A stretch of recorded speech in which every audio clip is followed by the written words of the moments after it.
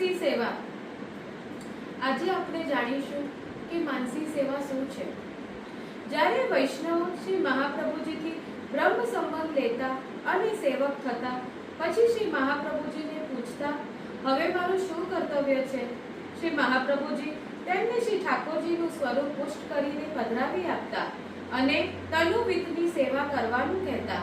84 વૈષ્ણવમાં એક અચ્યુતદાસ જ એવા વૈષ્ણવ હતા જેને શ્રી મહાપ્રભુજીએ સીધી માનસી સેવા કરવાની છૂટ આપી હતી।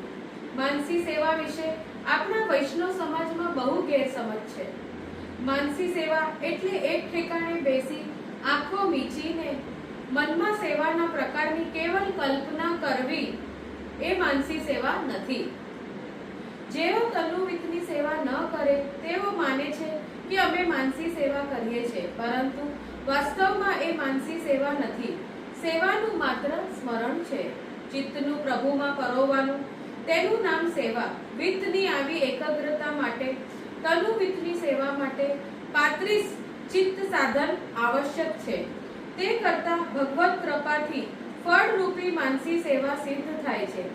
જેમ મનની એકાગ્રતા એ સેવાનું મુખ્ય લક્ષણ બનવું જોઈએ, સેવામાં દીનતા, પ્રેમ અને ભાવની પ્રધાનતા છે। સાધન ગૌણ છે। તનુવિતની સાધનરૂપ સેવા અને માનસી ફળરૂપ સેવા છે। તનુવિતની એ પ્રકારની નહીં પણ તનુની, વિતની એમ બે અલગ અલગ પ્રકારની સાધનરૂપ સેવા છે, જ્યારે માનસી સેવા ફળરૂપ છે। તનુની સેવા કરતા આપણામાં દાસભાવ આવે છે। દાસભાવ આવતા અહંકાર નાશ પામે છે। વિતની સેવા કરતા આ બધું મારું છે એવી દુષ્ટ બુદ્ધિનો નાશ થાય છે। આપણી સેવાને માનસી બનાવવા માટે પહેલા અહંતા મમતા બંનેની નિવૃત્તિ થવો જોઈએ। માનસી સેવાની વાત આવે એટલે આપણને નવલગઢના રાજા આશકરણજીની યાદ તાજી થાય છે। તેઓ શ્રી ગુસાઈજી પાસે બ્રહ્મ સંબંધ લીધા હતા। શ્રી ગુસાઈજી તેમના ઘરે જઈ ભગવત સેવાની આજ્ઞા આપી। રાજા આશકરણની વિનંતીથી શ્રી ગુસાઈજી તેમને શ્રી મદન મોહનજીની પ્રભુની સેવા પધરાવી આપે છે તથા તેમની વિનંતીથી બે સારા ભીતરિયા તેમની સાથે મોકલે છે। સુંદર મંદિર તૈયાર કરાવવા રાજા આશકરણ ઘણી પ્રીતિથી સેવા કરવા લાગ્યા અને રાજકાજ તેમના વિશ્વાસ દીવાનને સોંપી દીધું છે। હવે રાજા આશકરણજી નિત્ય ભગવત સેવા પ્રેમથી કરવા લાગ્યા। એમની સેવાથી પ્રસન્ન થઈ શ્રી ઠાકોરજી થોડા વખત સાનુભવતા જતાવા લાગ્યા। રાજા આશકરણજી સમય સમયના સ્વરૂપાનંદનો અનુભવ કરતા અને માનસી સેવામાં મગ્ન રહેતા। ત્યાં એક વખત દક્ષિણનો રાજા રાજ્ય લઈ લેવા એમના રાજ્ય પર ચડી આવ્યો। રાજાએ દીવાને યુદ્ધ નહીં કરી રાજ્ય તે રાજાને સોંપી ગોકુળ જતા રહીશ એવું કહ્યું। પછી રાજા આશકરણ તો ઊંઘી ગયા। ત્યાં સ્વપ્નમાં શ્રી ઠાકોરજીએ કહ્યું, તે અહીંથી નીકળી જવાનો વિચાર કર્યો તે મને ગમ્યો નથી।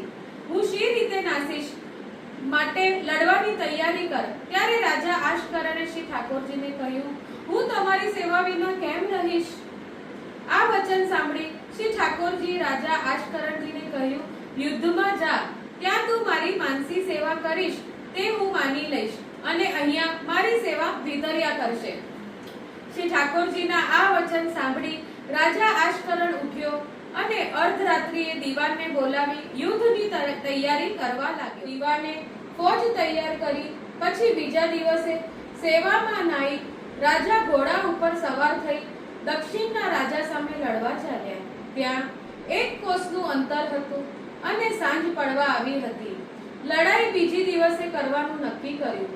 રાજા બીજા દિવસે સવારે નાઈ માનસીમાં સેવામાં બેઠા। ત્યારે તે રાજાએ લડાઈ શરૂ કરી।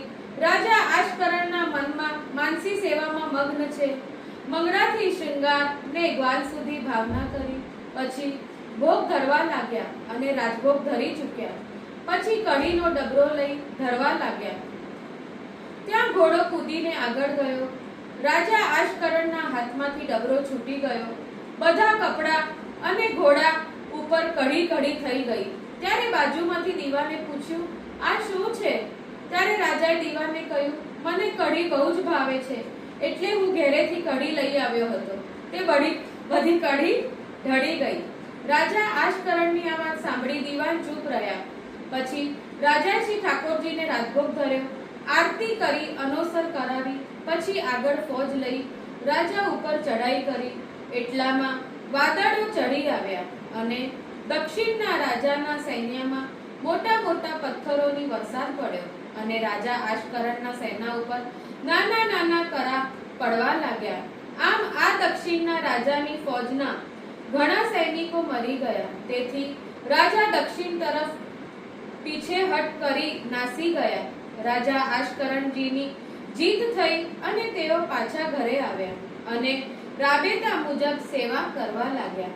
ભગવાને ભક્તનો પક્ષ લઈ વિના યુદ્ધે વિજયી બનાવ્યા.